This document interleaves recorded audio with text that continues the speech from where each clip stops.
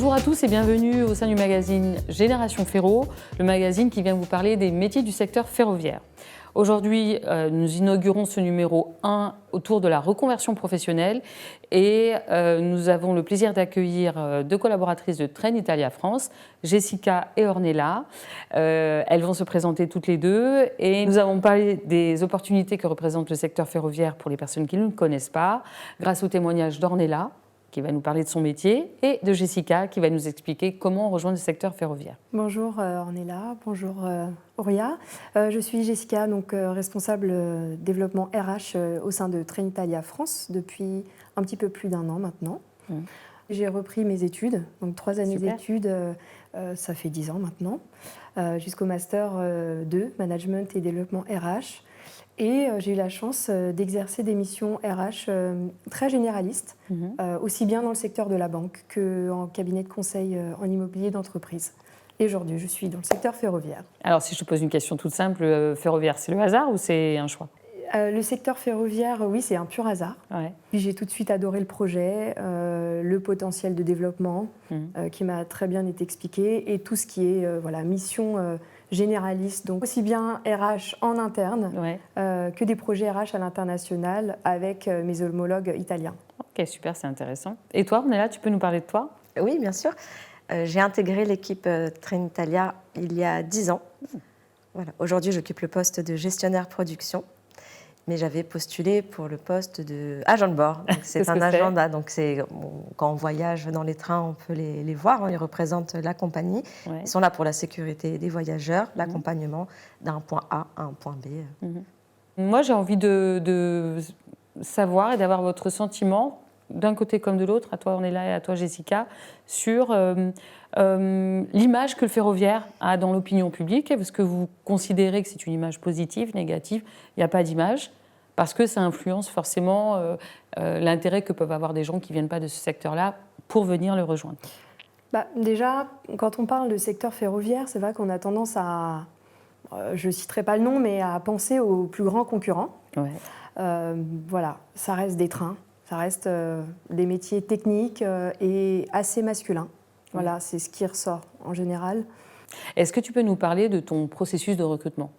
En tant que candidate, je l'ai trouvé long, mais c'est normal quand on s'impatiente et qu'on a hâte de commencer ce travail-là. Mais quand on y est, on comprend. Alors Jessica, tu nous as dit que tu avais postulé via une offre sur le site internet. Ornella, c'était pareil pour toi ou tu as procédé autrement ? J'ai postulé en ligne. Quelques semaines plus tard, on m'a appelé pour faire un entretien téléphonique qui a été très bref. C'était pas Jessica ? C'était pas Jessica, il y a 10 ans, non. Ce que j'ai apprécié lors de cet entretien, c'est que la RH m'a exposé directement le salaire, les primes que j'allais toucher, les inconvénients, les avantages. Et ça a été très direct, donc je savais à quoi m'attendre. Premier ressenti, une fois qu'on a signé son contrat, et hop, on embarque chez Trenitalia France. Qu'est-ce qui a été fait pour vous, l'une et l'autre, et après on aura des regards spécifiques de l'une et de l'autre, pour vous permettre de rentrer dans cette entreprise et qui fait qu'aujourd'hui vous y êtes encore. Est-ce que vous pouvez nous en parler ? Alors toi, on est là si tu veux bien. Est-ce que tu peux nous dire comment tu es devenue agent de bord, sachant que tu ignorais complètement ce métier avant de rejoindre Trenitalia France ? Donc on est formé en interne. Cette formation dure environ 3-4 mois, si mes souvenirs sont bons, puisque c'était il y a 10 ans, ma formation.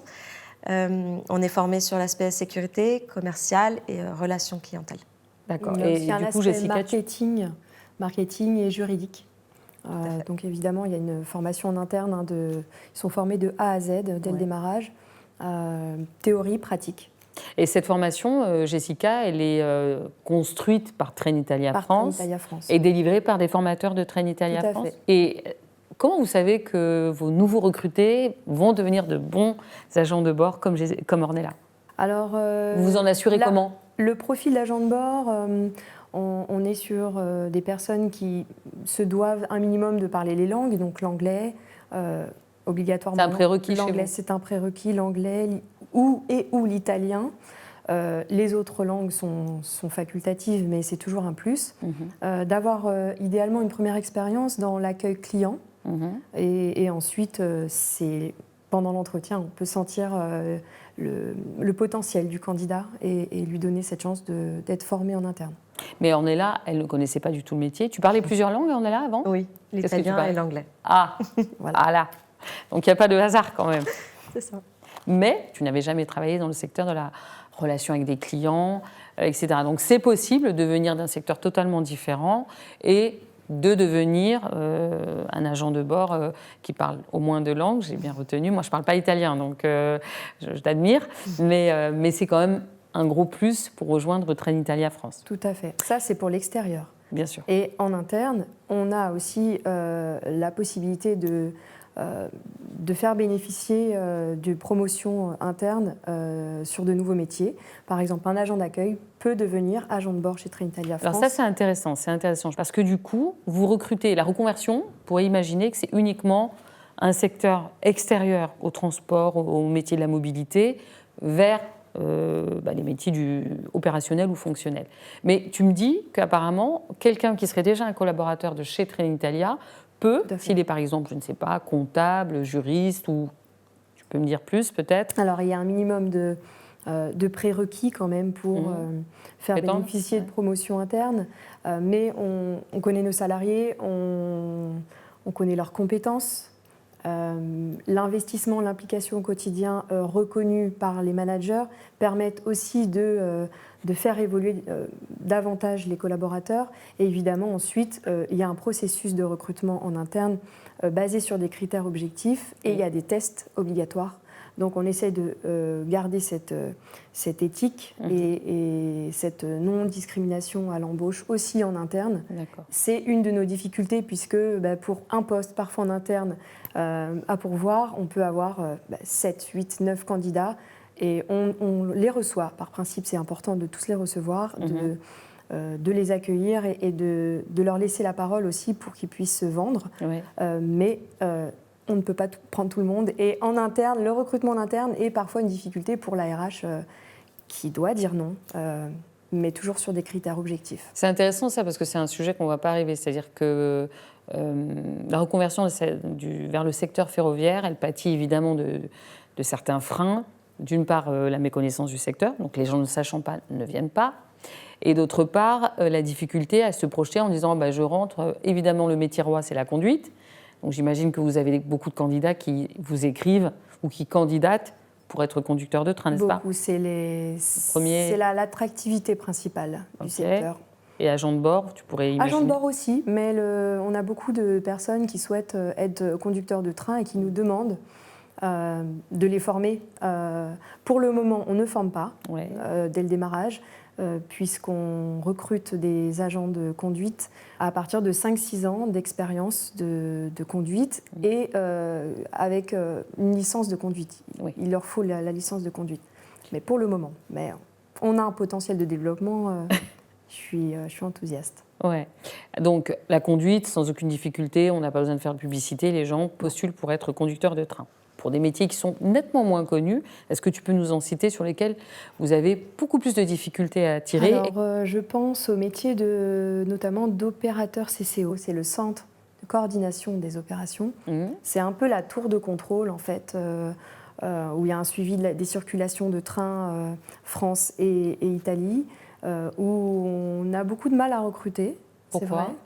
Alors, c'est une question de technicité, mais au-delà de ça, c'est aussi une question de rythme. Donc, on est sur du 3-8. Qu'est-ce que c'est, 3-8? Donc, alors, les horaires sont décalés. C'est travailler le week-end, les jours fériés, le matin très tôt ou le soir très tard. Mais tu dirais que les gens ne postulent pas sur ce métier-là parce qu'ils ne le connaissent pas ou parce qu'il y a des conditions de travail qui sont moins confortables que de faire une semaine de 5 heures, de 5 jours, de faire une semaine de 5 jours, 7 heures, 17 heures, ce genre de choses? Alors, je dirais qu'il y a les deux. Et le métier d'opérateur CCO n'est pas très bien connu. Chez l'opérateur historique, c'est un autre nom. Chez d'autres opérateurs ferroviaires, c'est d'autres noms. Donc nous, on a Trenitalia France, nos propres intitulés de poste. D'accord. Et donc, pour la recherche, on se doit d'aller aussi chercher ce qui se fait ailleurs pour essayer d'attirer ces profils sur le côté opérationnel. Et vous avez des candidats idéaux quand vous annoncez? Ça m'intéresse de savoir comment vous faites savoir que vous avez besoin de candidats? Par quel biais vous passez en tant que RH? Alors, on est très présent sur les réseaux sociaux. On a notre site internet aussi, où on communique pas mal. Nous sommes présents sur les salons. On essaye d'être le plus présent possible. Donc, on travaille notre marque employeur aussi bien à l'externe qu'en interne. Et puis, on publie nos offres. En RH, j'essaie de créer aussi des partenariats avec des écoles, des universités, et puis de rester en contact avec les réseaux alumni de certaines écoles. Et tu considères que vous recevez de nombreuses candidatures, quels que soient les métiers d'ailleurs, en dehors du métier de CCO, est-ce que vous recevez beaucoup de candidatures? Beaucoup de candidatures, énormément de candidatures. C'est plutôt oui. encourageant. Oui. Le filtrage est très compliqué, mais c'est encourageant. C'est une bonne nouvelle. Est-ce que tu peux nous parler un peu du processus de recrutement, Jessica, chez Trenitalia? Puis après, on aura le regard de Ornella sur comment elle l'a vécu plus précisément. Donc, en général, le processus de recrutement donc externe, puisqu'on a aussi du recrutement en interne, on a une préqualification téléphonique qui dure à peu près 15 minutes. Et puis, on a l'entretien RH manager et éventuellement des tests métiers. Voilà, ça dépend des métiers, mais on aime bien tester, c'est une touche supplémentaire. Bah, du coup, toi, Ornella, comment ça s'est passé? Tu t'en souviens encore?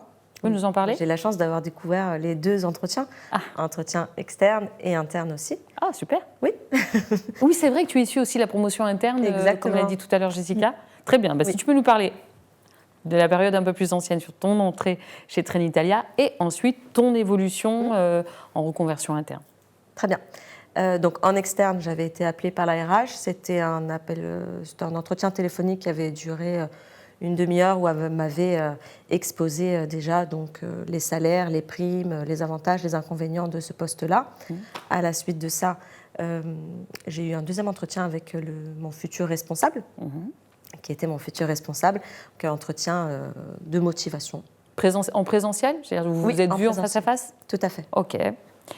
Et à quel moment tu t'es dit « ouais, j'ai vraiment envie de rejoindre cette entreprise » Il y a eu un moment qui a fait déclic ou pas? Dès le premier entretien avec téléphonique? La RH, oui. Ah, super, totalement. Très bien. Donc c'est vachement important. On a un point commun. Voilà, oui. Voilà. Non, ton entretien n'a pas duré 3 heures? Non, ça a été rapide, mais c'était un entretien très sincère où elle a vraiment tout exposé, donc qui peut être aussi On a eu la même. Un inconvénient. On a eu la même. Elle était déjà là il y a 10 ans, donc. Exactement. Ça peut faire peur d'exposer même les inconvénients à un candidat, et finalement, non. Est-ce que tu t'es senti libre d'exposer tes craintes parce que tu ne connais pas le secteur, et peut-être ce qu'on a dit tout à l'heure sur le fait que c'est un environnement masculin, enfin, il peut y avoir des réserves de cet ordre-là. Il se féminise quand même. Ah oui. J'y viens. Oui. Mais pour l'instant, il y a 10 ans, c'était quand même pas simple.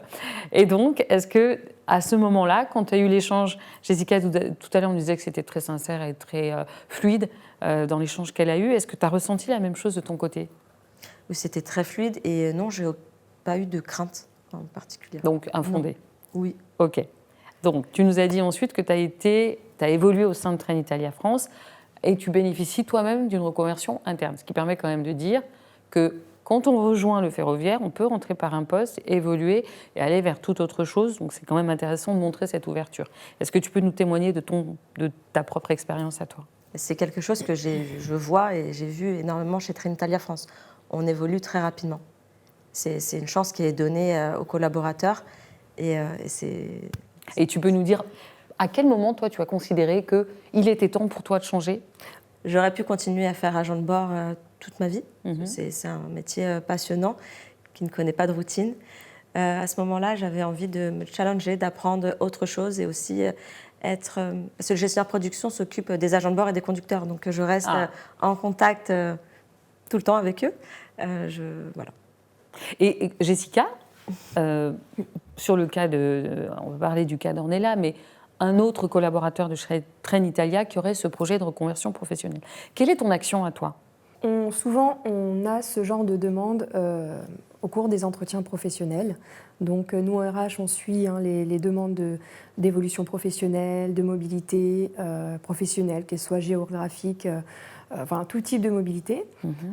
Et lorsque l'occasion se présente d'un poste à pourvoir en interne, on a ces candidats sous le coude, entre guillemets, et vont passer en fait un entretien en interne, exactement comme nous faisons passer les entretiens en externe.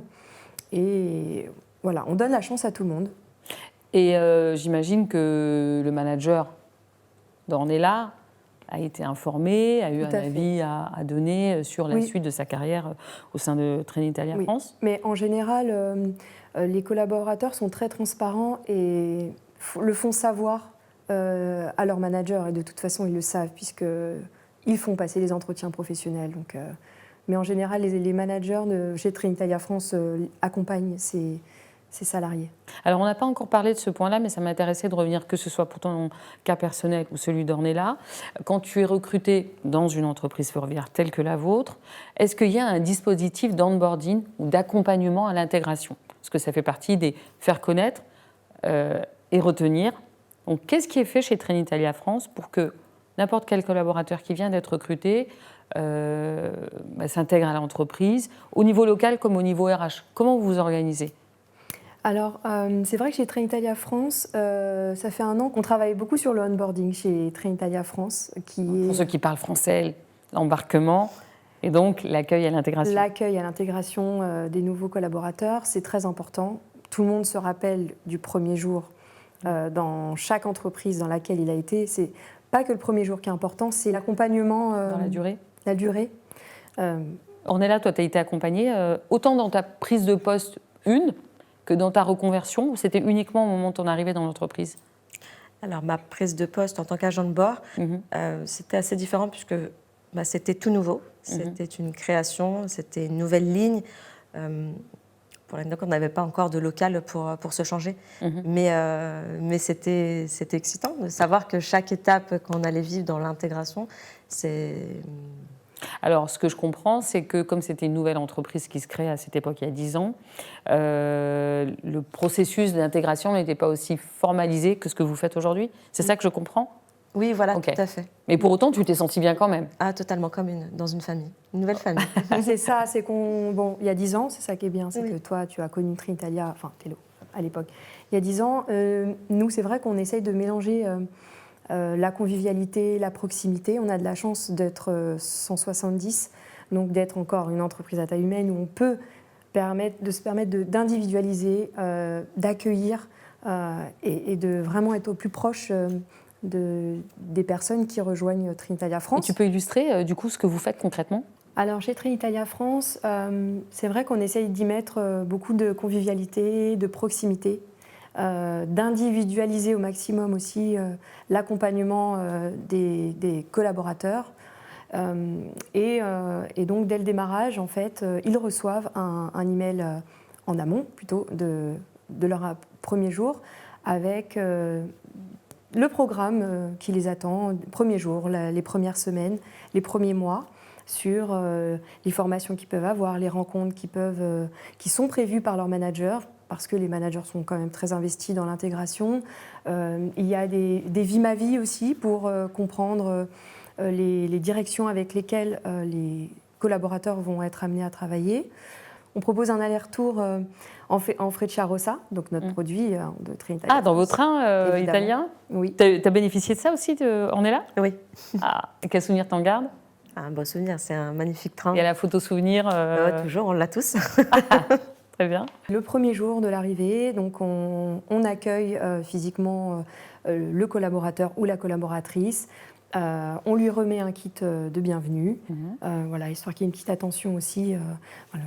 Un petit sac de Trenitalia, le train rouge, voilà, toujours dans la culture franco-italienne qui plaît beaucoup chez Trenitalia France et pour les candidats. J'en profite pour faire passer. Et puis un accompagnement sur mesure sur toute la durée de l'intégration. Alors, cette durée, c'est combien de temps, Jessica?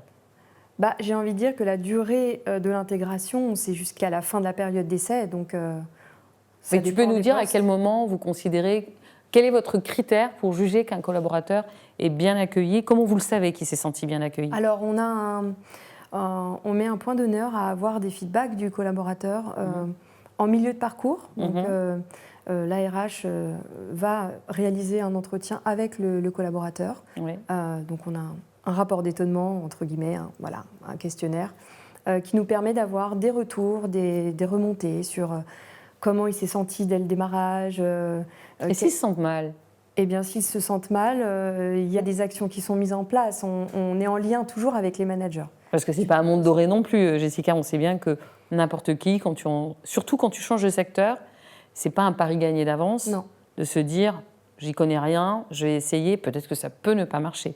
Et si ça ne marche pas? Et si ça ne marche pas, nous sommes toujours en lien avec les managers et on met en place des actions pour remédier à cela. Et d'ailleurs, même en interne, les candidats en interne qui sont déjà salariés chez nous, qui ont bénéficié d'une promotion en interne, vont aussi avoir une période probatoire, ce qu'on appelle période probatoire, pour le nouveau poste. Voilà, pour le nouveau poste, pour savoir si il est sûr et convaincu de s'être reconverti dans ce poste. Alors j'entends donc qu'il y a une anticipation de l'arrivée, un accueil, un suivi dans le temps, et potentiellement, si le ou la collaboratrice reste en entreprise, une évolution, une perspective que vous pouvez lui donner pour une entreprise qui est toute neuve, Trenitalia, si je me souviens bien. Mais on travaille justement à avoir une visibilité sur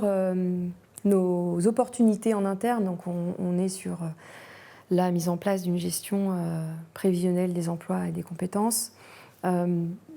Pour l'année prochaine plutôt, ce qui nous permettra, dès le démarrage, on en parle déjà en recrutement, mais dès le démarrage, on sait qu'on va pouvoir offrir des opportunités d'évolution aux futurs collaborateurs. Et donc pour toi, ça c'est un critère pour retenir dans nos métiers. On n'attire pas en amont parce qu'on n'est pas visible, en tout cas le secteur ferroviaire n'est pas visible, mais est-ce que toi tu juges que le fait de pouvoir entourer et anticiper d'éventuelles évolutions de carrière, c'est un facteur déterminant pour attirer dans le secteur ferroviaire? C'est indispensable. C'est indispensable parce qu'on a, on a des métiers qui attirent des jeunes générations qui sont très impatients, ce que je peux comprendre, et qui ont envie d'évoluer rapidement. Ouais. Donc sur certains postes, par exemple, d'arriver sur un poste d'agent d'accueil, c'est un exemple, on va me demander est-ce qu'il est possible en interne d'être à moyen, long terme, être agent de bord. On leur dit oui, puisque c'est tout à fait possible. C'est un exemple parmi tant d'autres. Je comprends. Aujourd'hui, Ornella, tu as changé et tu es dans un nouveau métier, c'est neuf. Est-ce que tu es déjà en train de te projeter sur un après ou pour l'instant, tu considères que tu prends tes marques? Non, pour l'instant, ça va faire bientôt un an que j'ai intégré ce nouveau poste et j'en apprends tous les jours et j'ai encore plein de choses à apprendre. Elle était en reconversion interne, Ornella. Est-ce qu'elle a aussi à produire un rapport d'étonnement? Est-ce qu'elle a aussi un suivi particulier pour qu'elle s'installe bien dans son poste ou pas? Oui, elle a eu un suivi. Elle a eu un suivi, un rapport d'étonnement pour savoir comment elle se sentait dans son poste. Il y a eu un point avec le manager, évidemment, puisqu'on est plutôt là sur la partie opérationnelle et sur la partie RH, qui aime bien avoir un regard quand même sur ce qui se passe, sur ce qui ne fonctionne pas éventuellement. On a à la fois le feedback du manager et de la personne qui a eu cette promotion. Une jolie attention. Si on parle un tout petit peu de mixité dans le secteur ferroviaire, ce qu'on entend dire, c'est que c'est un secteur qui n'attire pas parce que c'est un monde d'hommes, on se l'est dit tout à l'heure. Pour donner un ordre de valeur, il y a à peu près 22% de femmes dans le secteur ferroviaire, c'est peu. Et donc, ça nous interroge toutes et tous sur pourquoi est-ce que les femmes ne sont pas plus nombreuses à travailler dans ce secteur. Chez vous, ça se passe comment chez Trenitalia? Là, on a un exemple. Là, récemment, on a une collaboratrice qui nous a rejoint en tant qu'opératrice CCO, donc Centre de coordination des opérations, qui, à la base, jusqu'à juillet dernier, était exclusivement masculin et qui a été recrutée pour ses compétences, pour ses aptitudes et son potentiel. Et tout se passe très bien. Et on est très content de l'avoir avec nous. Donc, on peut dire que les métiers du ferroviaire ne sont pas du tout genrés et qu'ils sont ouverts aux hommes et aux femmes? Non. Quelle que soit l'entreprise, les métiers sont opérationnels ou fonctionnels, il peut y avoir des nanas sans aucune difficulté. Alors sur les métiers plus opérationnels, techniques, on a beaucoup plus d'hommes. Évidemment, sur tout ce qui est fonction support, Je dirais même que c'est un peu plus féminisé que masculinisé, mais on essaye d'attirer Plus de dames. Et on est là, toi, si on t'avait proposé un métier que tu considères totalement masculin, admettons dans tes préjugés, tes a priori, est-ce qu'il y a un métier dans le secteur ferroviaire où tu te serais dit mais ce ne sera jamais pour les femmes ou ça n'est pas pour moi? Conducteur de train, conducteur de ligne. C'est vrai? Oui, c'est vrai. Parce que tu sais qu'il y a de plus en plus de femmes qui deviennent conductrices de train. Il y en a et ça doit être un métier très passionnant. Ouais. Mais voilà, c'est vrai que depuis la nuit des temps, on voit que des hommes et on voit que c'est un métier très masculin. Mais, pour le coup, comme tu le dis, il y a énormément de femmes qui... Peut-être que vous allez avoir votre première conductrice de train chez Trenitalia. Alors, on en a eu. On en a eu 2. Ah oui. Ouais, elles sont parties, mais... D'accord. Ah, vous avez eu des conductrices. Donc on espère pouvoir en accueillir le jour où on pourra les former dès le démarrage. Ouais. On est là. Maintenant, tu es dans le secteur ferroviaire depuis 10 ans, tu t'y plais, tu as évolué. Qu'est-ce que tu pourrais dire à quelqu'un qui ne connaît absolument pas notre fameux magazine Génération Ferro, et donc le secteur ferroviaire, pour lui donner envie de rejoindre ce secteur? Quels seraient tes 3 arguments phares pour les convaincre de venir? Rejoindre le secteur ferroviaire, c'est ne pas connaître la routine. Il y a des aléas, les journées ne se ressemblent jamais, et c'est ça qui est excitant aussi. On rejoint une famille, on n'est jamais seul. On est toujours épaulé par Soin Plus 1 ou même par d'autres services. Notre but, c'est de faire circuler les trains. Donc, tous les services sont en totale cohésion. On s'entraide tous. Très bien. Donc, elle a convaincu certaines personnes. Et toi, Jessica, comment tu t'y prendrais, comment tu t'y prends peut-être déjà, pour faire en sorte que notre secteur soit un petit peu plus perçu positivement, j'allais dire presque un peu plus sexy pour le grand public? Quels seraient tes 3 arguments phares? Alors, le secteur ferroviaire dans sa globalité, là j'ai envie de parler de Trenitalia France, parce que c'est particulier, c'est le train rouge, c'est déjà, on commence par le train rouge, c'est une culture franco-italienne qui est hyper intéressante en interne, en externe aussi, on travaille beaucoup sur notre marque employeur, et c'est vraiment la première fois que je vois autant de possibilités d'évolution professionnels en interne. Ça, en tant que RH, pour avoir fait plusieurs secteurs et plusieurs entreprises, moi j'adore parce que il y a un potentiel, alors déjà au-delà du projet de Trenitalia France et du futur développement, c'est beaucoup de possibilités en interne et en tant que structure, encore une petite structure, on est tous un peu multicasquette, où on n'est pas cloisonné dans ce qu'on fait, peu importe le métier en fait.